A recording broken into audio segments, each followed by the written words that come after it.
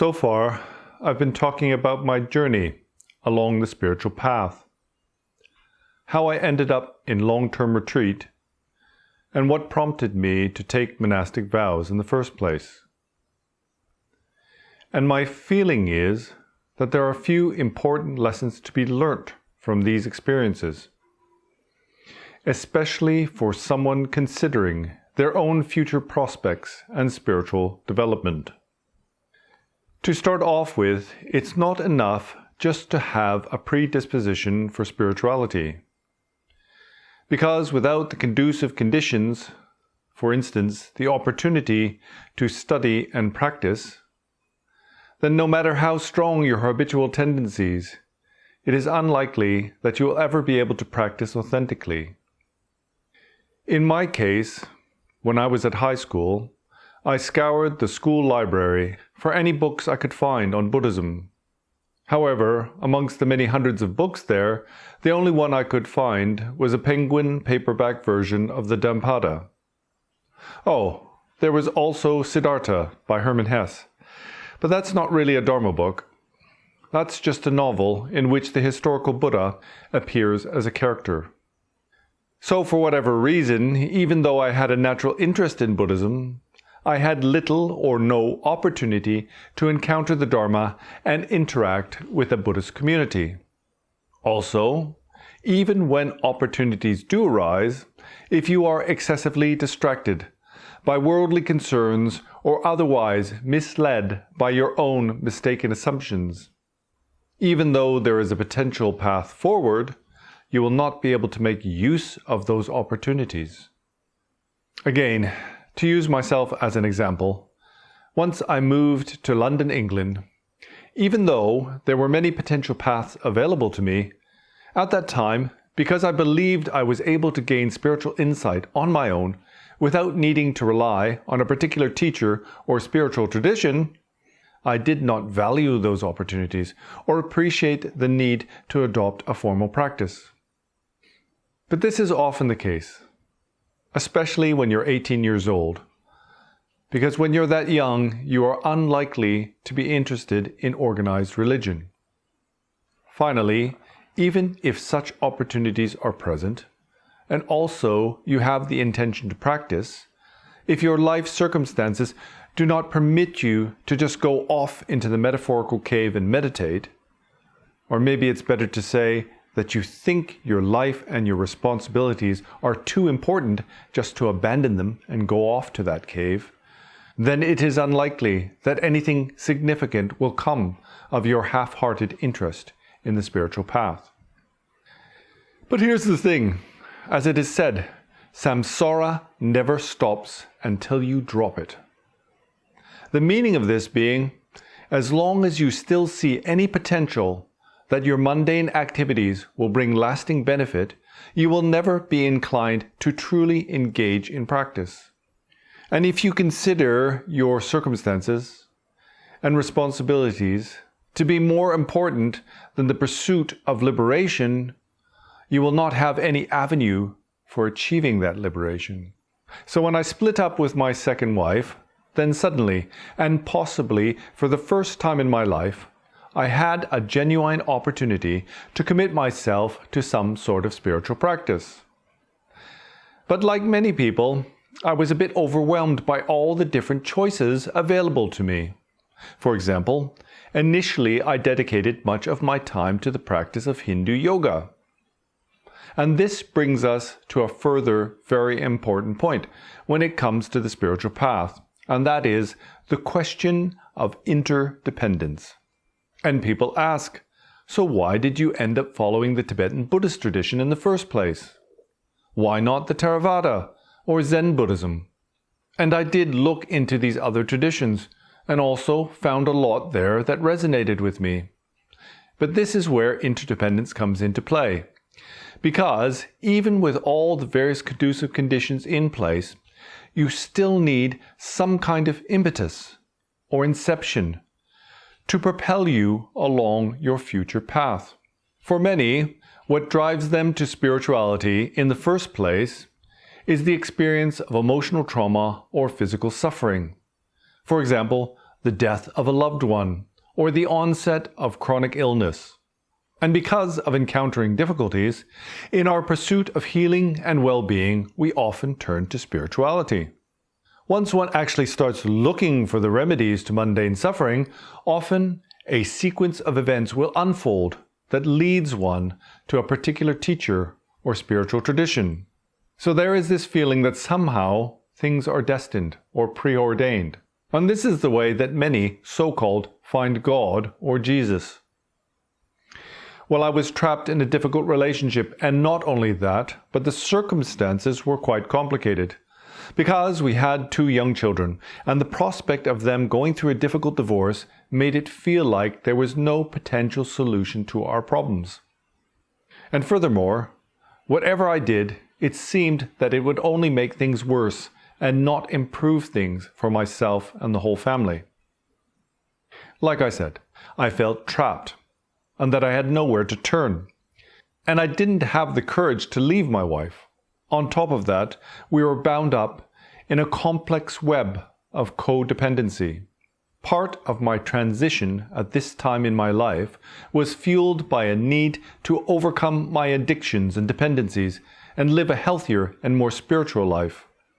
As part of that process, then I started doing yoga again. And my teacher at the time was someone who I've mentioned several times in previous videos. Her name is Nikki Jolliffe, an elderly woman who in her life has experimented with just about every different iteration of religion or spirituality. She relied on masters from every imaginable tradition, Sufi, Hindu, Buddhism, etc., etc. She studied with theosophists, undertaking the work of Gurdjieff and Sapansky. There's basically nothing she hasn't done or tried out. And in the end, she even studied neuroscience at Oxford. Nikki was a yoga teacher, and she had a lot of experience. In fact, she was a teacher trainer for the British School of Yoga. But at that time, she didn't do a class for men. And I continually pestered her to start up a class for men, but she was very selective and also very stubborn. However, Nikki had a huge collection of books, generally about spirituality, but also specifically a very good collection of books on Buddhism in the English language. At that time, I was doing some work for her and her husband. And so every week when I came to her house, she would select a book for me to read. And in this way, I came to understand a little bit about the Buddhist path and its various different iterations. And this helped me to gain some insight about the practice and theory. At some point, Nikki realized that I was in a pretty dark place in my life and that my marriage was falling apart. Eventually, she agreed to start a class with a select group of male friends. She knew I wanted to change the trajectory of my life and develop a spiritual practice, and so she was encouraging my interests, especially in the Buddha Dharma. She also knew I was trying to come to some sort of decision about which path to follow. And one day, she sort of tricked me by doing something that fundamentally changed the course of my life. Like I said, I was doing some computer work for her and her husband. And so one day, she said that her teacher, a Tibetan Lama by the name of Trangul Rinpoche, was coming to visit. In fact, every time Rinpoche came to the UK, he would come to her house and have lunch. And she asked me if I would join them. She said Rinpoche needs to set up an international email account on his laptop. Now that might sound a bit strange to you, because these days it's a relatively simple matter. But 25 years ago, you needed a special dial-up account that is valid in multiple countries across the world. And of course, Rinpoche's attendants, who were all brought up in a monastery in Nepal, had no idea of how to do such a thing. So Nikki knew that I would be able to help them set up this email account. But at the same time, I'm sure that she saw this as an opportunity for me to make a connection with the Dharma, and specifically with Tibetan Buddhism. It's like she knew it was time for me to make a commitment and to get on with my practice. And also, she could see that I had some kind of connection with this tradition. I came to lunch that day with the attitude that I was there to do a favor for a friend. But also, I had never met a Tibetan Lama before, and so it was all kind of exciting and new. But when I actually showed up and met Rinpoche for the first time, I was immediately struck by his powerful presence, and sublime serenity, but most of all, by his overwhelming expression of love and joy. His beaming smile and gentle countenance struck a note in my heart. Rinpoche and his entourage were living examples of those who had dedicated themselves solely to the spiritual path. So anyway, after lunch, I set up the email account on Rinpoche's laptop, and the monk who was in charge of the computer asked me, "How much do we owe you?" And I said something trite like, "That's all right, I'll take my payment in heaven." Well, Rinpoche didn't want to see me leave empty-handed, so he gave me a Chinese butterfly knot that he had blessed, and I tied it around my neck in the customary fashion. Now the funny thing is, I'm pretty good at tying knots. But it seems no matter how hard I tried, I couldn't get this one to stay around my neck. It would always fall off.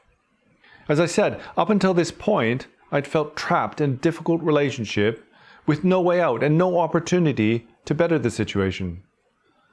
But somehow after meeting Rinpoche, my feeling had completely changed. It was as if the blessing cord had absorbed or taken away all of my negativity, my fear and anxiety, and I was now free to change the course of my life.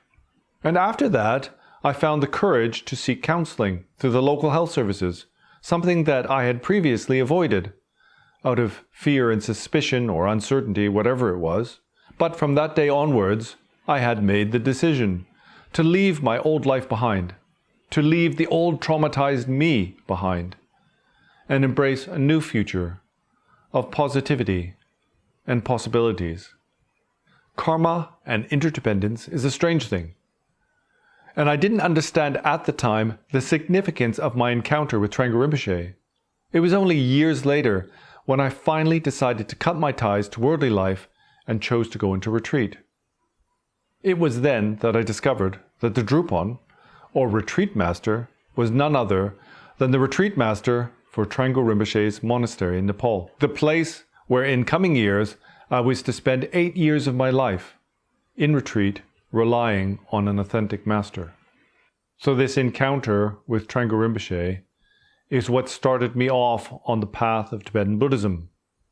And also, this connection sustained me through the 8 years that I spent in retreat in Nepal.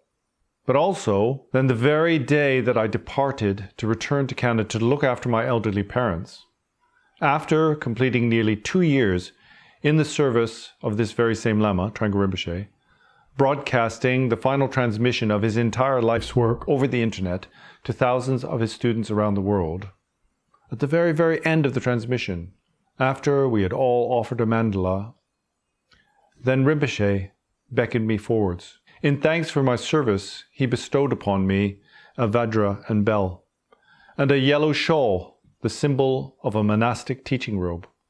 What you have to understand is that the prospect of leaving Nepal, leaving my studies in the retreat behind, in order to return to the West was quite daunting.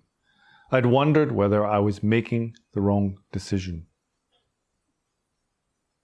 But to my mind, it was as if, through this gesture, what Rinpoche was saying was, "Don't worry. It's okay. It's time for you to go now." I have to say, I was very emotional that day and teary-eyed. And at the end of the transmission, then I immediately returned to my monastic cell and packed my bags. I got into a taxi for Kathmandu, and that very evening, I boarded a plane to return to the West. After 8 years of living in a monastic community in retreat in the foothills of the Himalayas.